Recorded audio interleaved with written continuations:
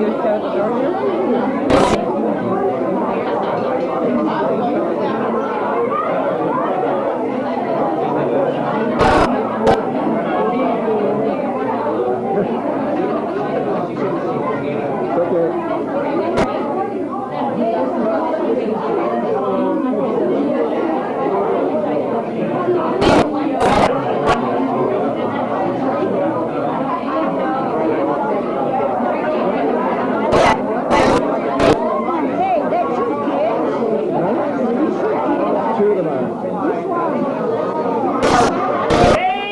and gentlemen, the man of the hour.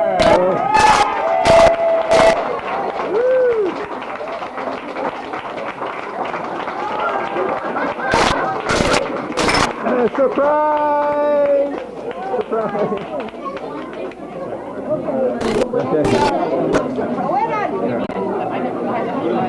Okay, well, You gotta tell the joke. You have to tell a joke? Okay. No, you tell the joke. Oh, wow. No, I'm the cameraman. You were the best of the reading. You said felt like an elite. Yeah. That was his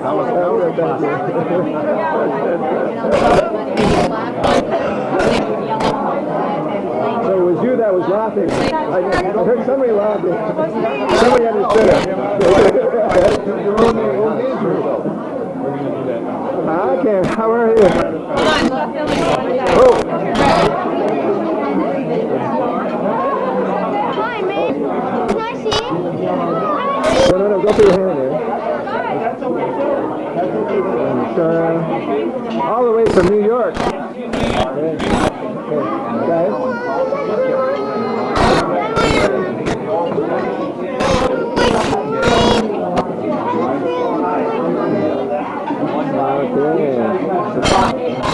Is this a theater group here? Absolutely. Absolutely, okay. Thanks for coming out to help David celebrate.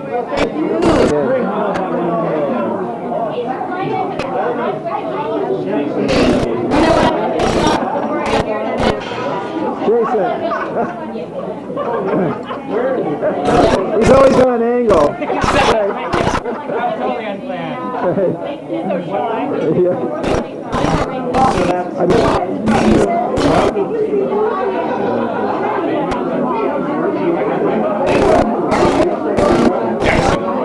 Good organization, then. Good organization.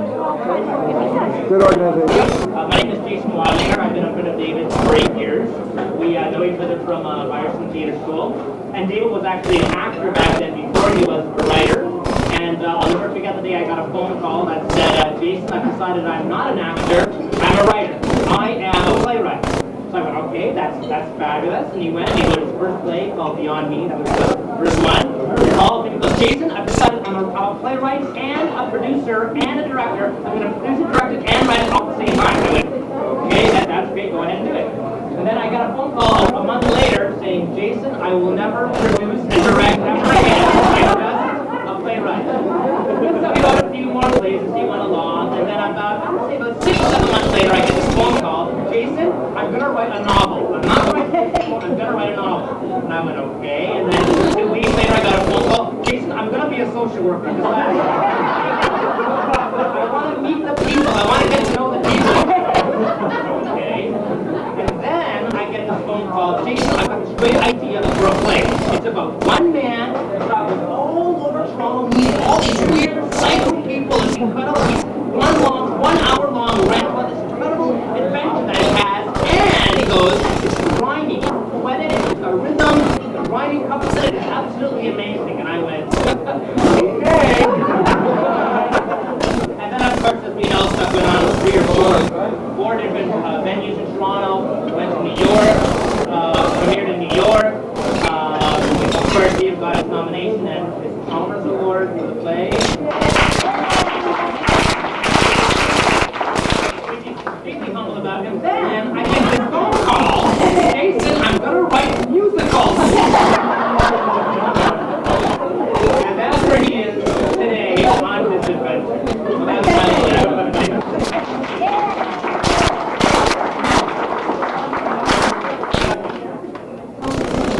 Thank you, Jason. Jason's been a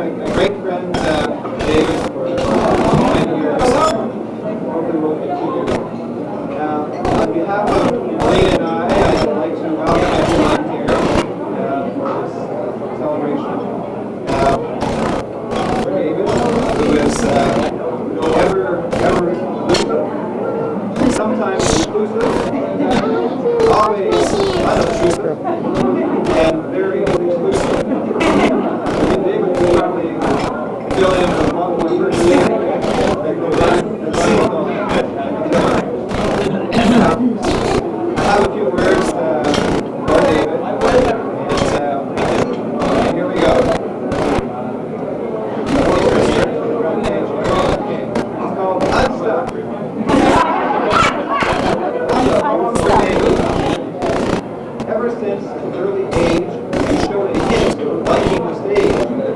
At age 3, with ukulele in hand, you sang for Herschel Helen to the amazement of the band. Then came school, the associate drew you, and looked for a time you may return to. Or I had to work on a Saturday, but you spent a Bima in the yard spring. Hockey, friends, family, and school, everyone knew you as sweet and cool. You got the girls and works and stuff. For all those years, you did the same stuff. University gave you early on a scholarship. You were ambivalent, and I said defiant. The calls were frequent and very few. Your attendance decreased and your confidence grew.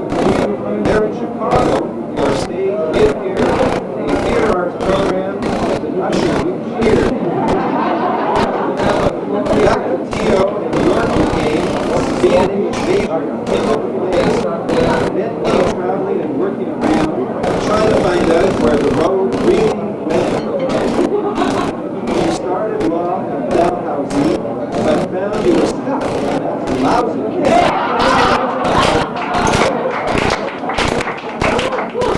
Theater, you said in a firm tone. Mom and I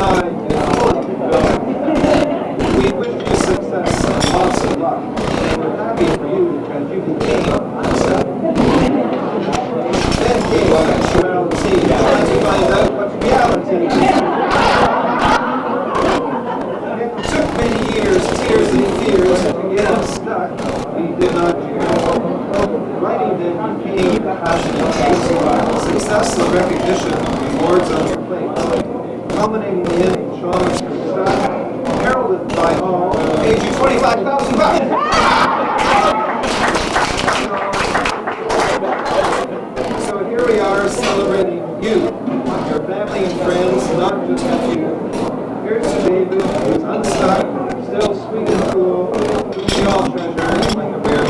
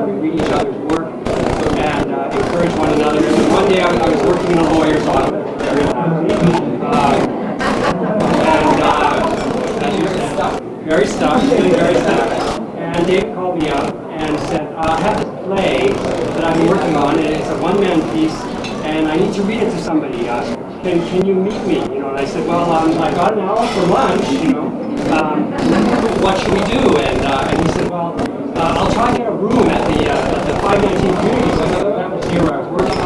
So he came to my office at lunch and he said, well, I didn't get a room, but I found a space. We can go eat. And I said, okay, fine. So we went to grab a couple of sandwiches. And we went to the 519 and we ended up in the root cellar. At the bottom of this very narrow stairway, in the dark, with one little light bulb above. And I think I sat on a crate or something. And sort of opened my sandwich, and I said, "I'm your audience." So start this play. And he stood there under this little naked light bulb, and he read the play. He read stuff. And I was amazed. I loved it immediately. And he was very nervous, and he spoke very fast, as he does. And he got to the end of it, and I hadn't even finished my sentence.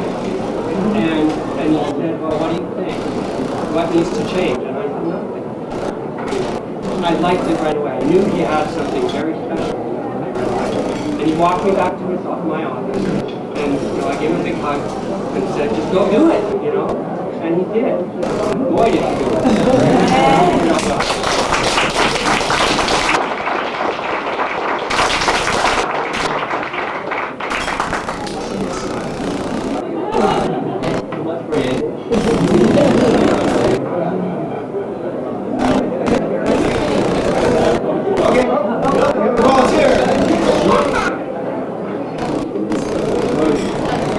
Last summer, David was helping me with a play that I was writing. He was being very generous with his time to everyone.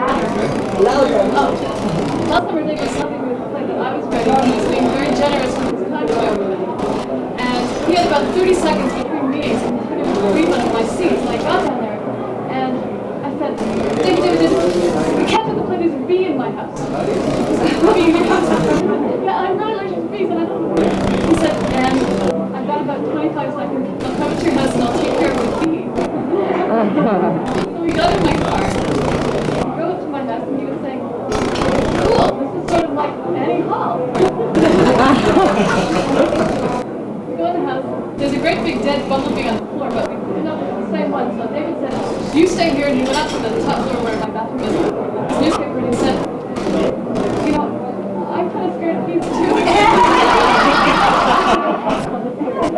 Don't you come up because you might get stuck. So I made it downstairs and I didn't hear a thing, and I didn't hear a thing, and I didn't hear a thing. So I thought maybe he's dead. And then he came down and he said, "The bee's gone."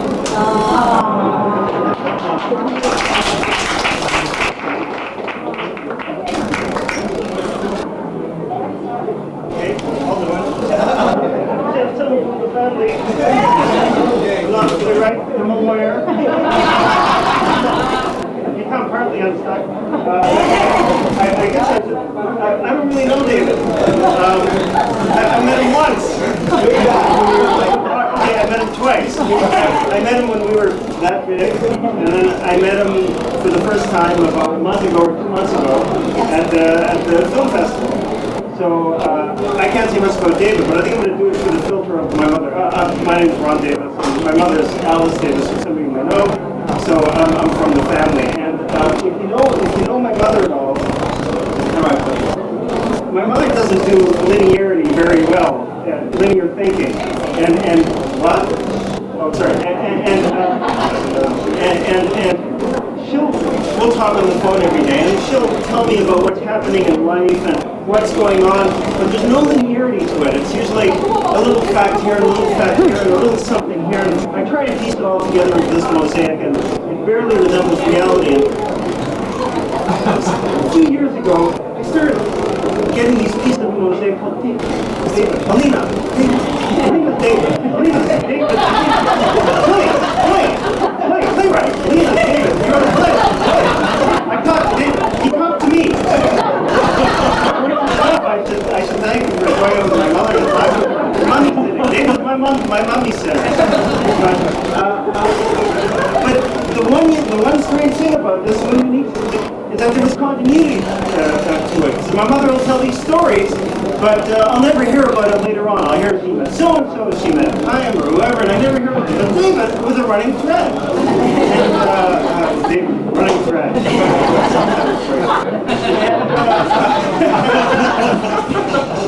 I got a cup of tea. And it just moved. But the other thing you might know about my mother, Fiona, is that she is a walking bundle of love and emotion. And when she talks about David, it would always be with this, with her warmth, but also reflecting this warmth and how much she loved talking about David, and loved talking about personal issues, and loved talking about what he was going through. And a month ago, as I said, I was at the Inside Out Festival, the Lesbian Gay Festival. And it was a bit ironic because I was with my ex-wife, who also went through that sexuality to reality thing. And we've remained good friends. And I finally meet David at Inside Out. And I guess all I can say is, well, two things. First of all, I think my mother was right. I think I met this amazing guy who was warm and all that. And the other thing, thanks a hell of a lot for taking out my mom. I mean, no, but anyway, thank you.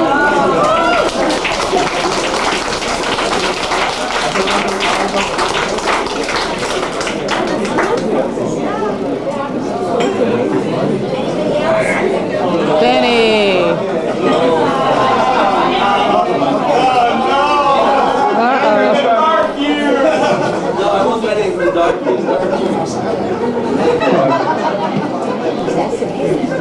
David and I know each other since.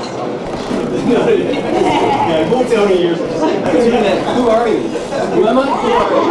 I'm Ben. And basically, I won't go through any stories because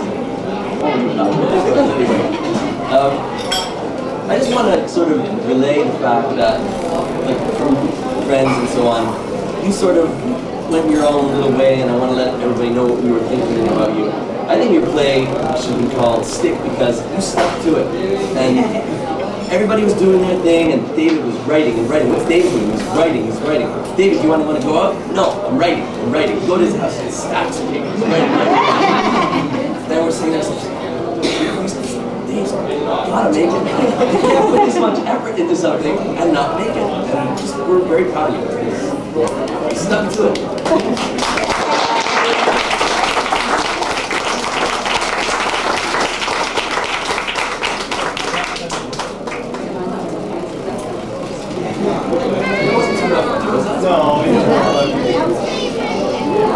Terry?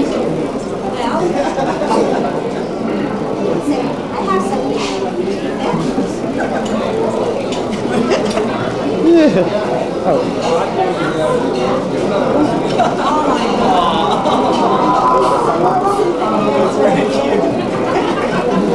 Actually, I know what you show up because you're like your hair, right? And I thought I'd get a stand-in just in case.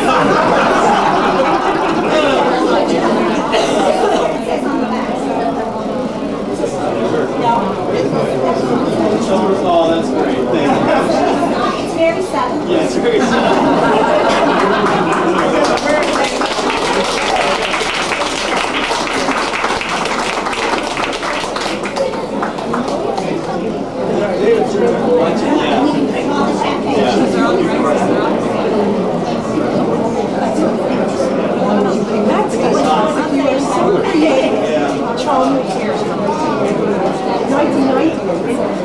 I just want to thank everybody for coming, and this was a surprise. I mean, I thought, you know, there'd be a few people and, you know, have some brunch, you know, but this is great. And it's just wonderful to be a part of this wonderful family and extended family, and to be celebrating Luba's birthday tomorrow. This is just an added bonus, you know, for me.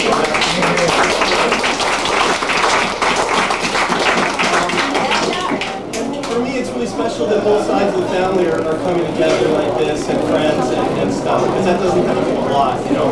And I just, yeah, in theater we try to surprise, and you guys did surprise me, especially, and it's just wonderful to hear you know, people talking. Just wonderful to talk to people and be here and just share this with everyone. And also we try and give a catharsis in theater, and you've done that for me as well. I was kind of exhausted and stressed when I got here. Now I feel just great. So, and thank you everybody for being here and sharing this with me. And this is what it's all about, really. You know, because no matter what, like, it's nice to get an award or get appreciated by strangers, but people you know it's great. And yeah, so thank you. And whatever, if I can support or give encouragement back to anybody, I'd love to do that as well. So thank you very much.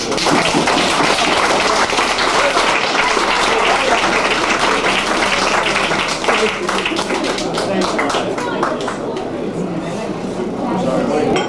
Eat some dessert or something.